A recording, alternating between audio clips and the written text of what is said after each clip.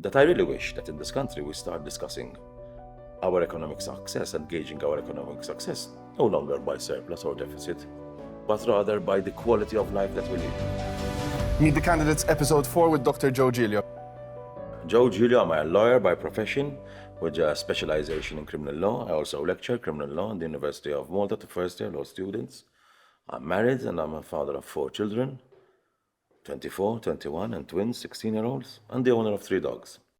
Okay, fantastic. Let's get straight into it. What makes you proud to be Maltese? Oh my God, so many things make me proud to be Maltese. Our country, our history, our heritage, our history particularly. I mean, we are a small country who has gone through so many difficult times, and this notwithstanding, we have always stood our heads up high and we've gone forward. We're part of the European Union. We are also a country with, besides a rich history, we have a lot of cultural, we have a cultural heritage which I enjoy, which I love. We're a safe country. Well, perhaps what I don't like is traveling becomes a bit difficult because we always have to essentially go by planes when we wish to go abroad, but I'm very proud to be Maltese. In the next couple of years, which social issue merits more of our time and attention? Cost of living, cost of property, especially insofar youths are concerned, wages which are decent wages and which give to each and every one of us the possibility to have a decent living. In fact, one of the proposals that the Nationalist Party is putting forward to help first-time buyers is in actual fact giving them a loan which is interest-free, which they pay over a period of 30 years insofar as the deposit of the purchase of their property is concerned. These are worrying. Cost of living, costs of property going up, so we need more affordable housing for our younger generation. There's something which we have to address. Another thing that we have to address also, in my opinion, is how we're going to be controlling and tackling our environment. We have a lot of environmental issues which we need to address. I wish that we have, for example, so far as our seas are concerned, all our beaches should have a blue flag status. Their state of cleanliness is such that they are top-notch. Air pollution, noise pollution, light pollution, the general quality of our air, these are things we have to address. What did you learn about yourself over the course of the pandemic? Well, I learned that you have to have a lot of patience. I learned that you have to really look after our health. You have to always try to be as fit as possible. I also learned that sometimes we live, I at least used to live a very rushed life. And with the fact that because of COVID, we had restrictions and we spent more time at home, I realized that the beauty of being at home, the beauty of enjoying your family, the beauty of enjoying your home is something which is relevant. So what I learned is that I don't really think we should be living such rushed lives. Life is too short, life is too beautiful, let's enjoy it. If you had to go for a beer with a member of the rival party, who would it be and what would you talk about? Well, most probably I would go for a beer with a work colleague of mine. We're partners for a very long time, Jose Herrera. I'd have a beer with him wholeheartedly, and we would discuss all the experiences that we had together. A great time we had together, great work experiences. It's always lovely to sit down and discuss what various experiences that we had. What has been your most memorable moment in politics so far?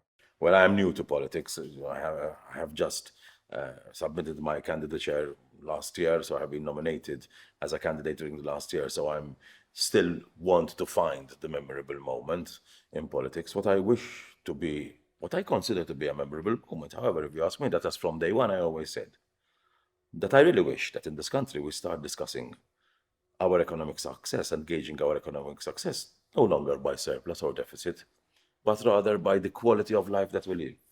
What do I mean by quality of life?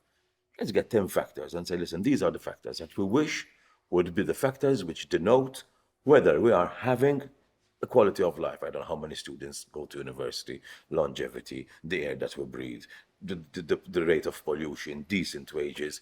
And I think a memorable moment is that today, both the Nationalist Party and the Labour Party are emphasizing more this notion of quality of life. I'm happy that I was one of the very first to have come out with this. What is your ultimate comfort food?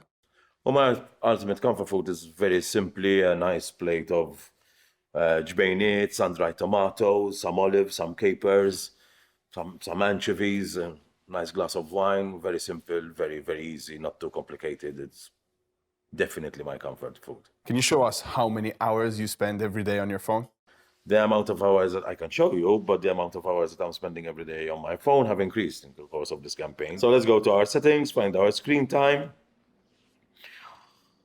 It's 2 hours, 23 minutes daily average. Actually, they're saying it went down from last week. So that's what they're giving me over here. The activity is that. And it's obviously mostly WhatsApp and being on the phone. Are you surprised by that? Did you feel higher or lower? To be honest, since we are campaigning, you're using your phone more, you're using your WhatsApp more. But no, I'm not surprised. It's a daily average of 2 hours, 23 minutes. I don't know how I fare with other people, but that's mine. Okay, very good. Describe the last time you felt embarrassed and why. On my campaigning, I make it a point not to avoid alcohol. Wherever you go, everybody wants to offer you whiskey, everybody wants to offer you wine, and it's impossible to be drinking whiskey from 9 o'clock in the morning. By the end of it, you wouldn't even know what you're saying. So to all the people who offer me alcohol or tell me, what can I get you, what can I give you, what do you want? Do you want whiskey? I just said, no, thank you very much. You know what I badly need? A glass of water. So the conversation always goes immediately to a glass of water. I'm telling them, I'm a bit dry here, I need a glass of water. So I'm always drinking water, basically. And then when you drink so much water, clearly the consequences are what the obvious, no? And then one fine point, I remember I had my bladder, which was going to explode. I went knocking on a door. They were people I know. They opened the door and I told them, hello, how nice you came to do a house visit. Told them, yes, I came to do a house visit, but I really badly need your toilet. And I just ran into their house, asking them, where is it? Because I was feeling that I'm going to cause a bit of a problem. Okay. Obviously, when I came out of the toilet, it was the most embarrassing because I just realized what I had done and how I had greeted myself with this particular family. What do you think your 18-year-old self would think of you now? Well, I have no idea. I have no idea. Never really aspired to be into politics. I think my 18-year-old self would have wanted to become a footballer. Strangely, I went into politics. I don't know what he would be saying. I'd love to know, but I can't get it. If you could give your 18-year-old self a piece of advice, what would it be? That throughout your life, the most important values are the values of working hard, being professional in all you do, doing whatever you have to do with a sense of responsibility. But ultimately, you should always find a right balance between work and play. I repeat, life is short, but it's beautiful, and it's important that we enjoy it and live it to the full. Which foreign leader do you admire and why? Well, that's Mahatma Gandhi for sure. Mahatma Gandhi taught us that you can fight great battles by using the logic of persuasion without resorting to any tribalism or violence. He was a great man. I admire him a lot. And lastly, your final question. If you were to be elected, what's the first thing you'll do?